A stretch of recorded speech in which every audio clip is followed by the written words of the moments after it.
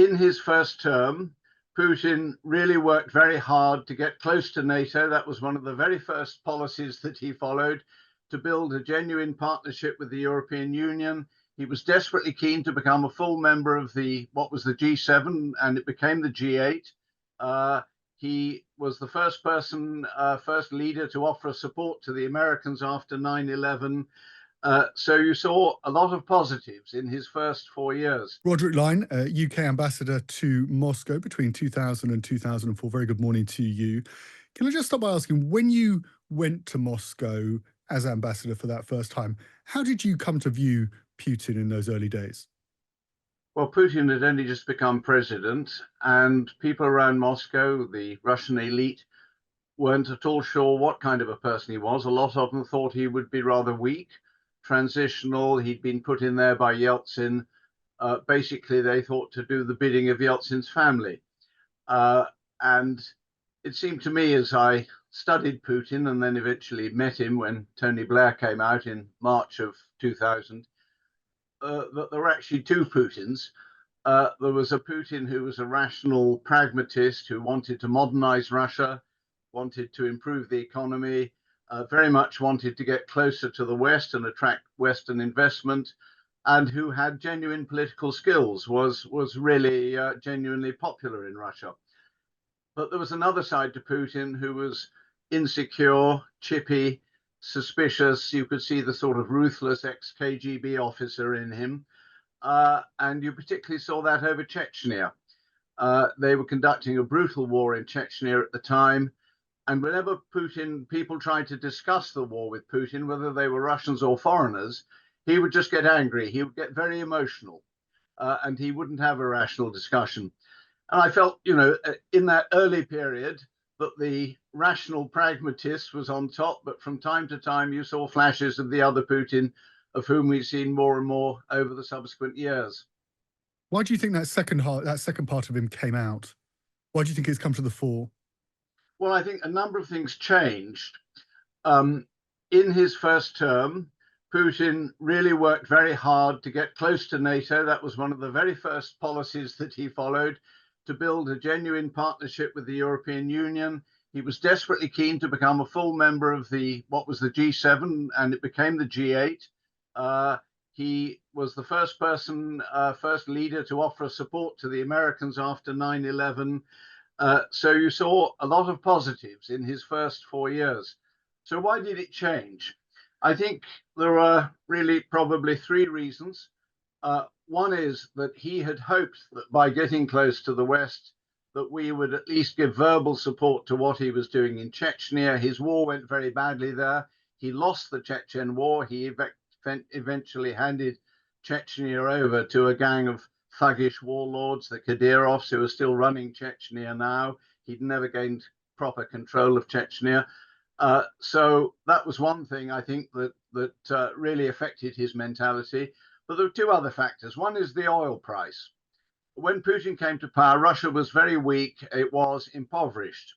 The oil price quadrupled between 1998 and 2005.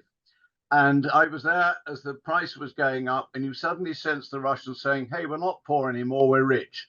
And a mood of arrogance came in, a mood that, well, we're going to be a great power again. We don't have to listen to what other people tell us. We don't actually have to be nice to the West. And they became very assertive. The other thing that really tipped Putin over was the Orange Revolution in Ukraine in 2004, 2005, when the guy he was backing in the Ukrainian elections lost, was ousted from power after a rigged election. And that was a terrible humiliation for Putin. And he hated the fact that Western governments had been given verbal support to the Democratic Orange Party that succeeded in that election. He felt that he had been betrayed, if you like, by his Western friends. And really his attitude to the West changed from that moment. Do you think the Rubicon's been crossed? There's no way back for Putin in terms of cordial relations now with the West, that moment's gone and it's just a question of managing it? That moment went a long time ago. You cannot do deals with Putin and trust Putin. Attempts were made. I think they were rather naive.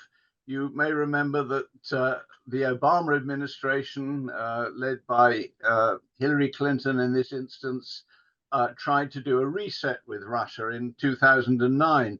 Well, that was after Russia had already invaded and occupied part of Georgia.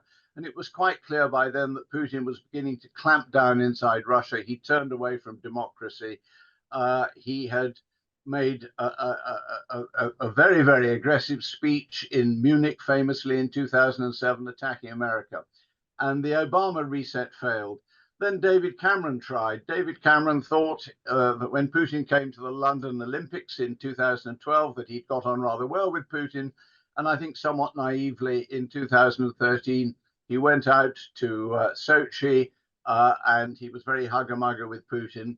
And rather bizarrely, he talked about helping the Russians with the security for the Sochi Winter Olympics of 2014, as if the Russians would accept help with security from any Western power.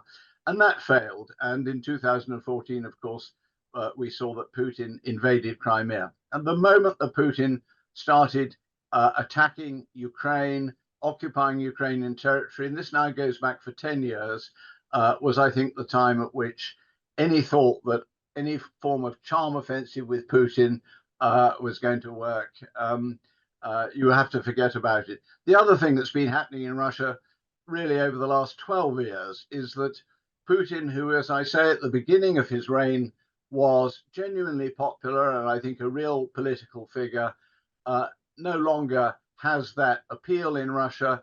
Instead of attracting Russian support from the Russian people, he is now ordering them to support him. And if they don't support him, they are in danger of being locked up, or his most serious opponents, a number of them, as we know, have died either in prison like Navalny or been assassinated like Boris Nemtsov.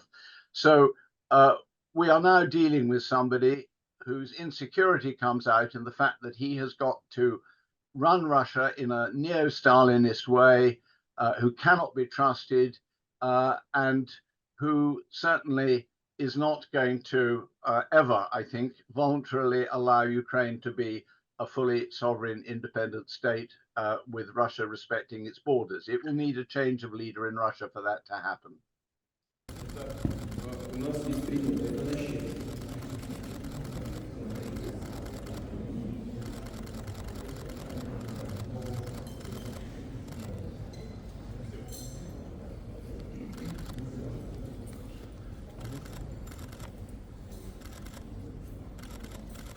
Тысячи посетителей ежедневно могли видеть, как регион развивался за эти годы благодаря вашей поддержке.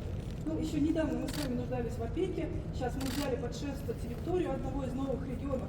Да, и своим примером показываем всем новым регионам, какое развитие и какое будущее их ждет. И знаете, благодаря вашей поддержке в масштабах выставки вместе с дирекцией мы провели празднование и масштабное празднование такое десятилетие русской весны вместе с Крымом. И 9 мая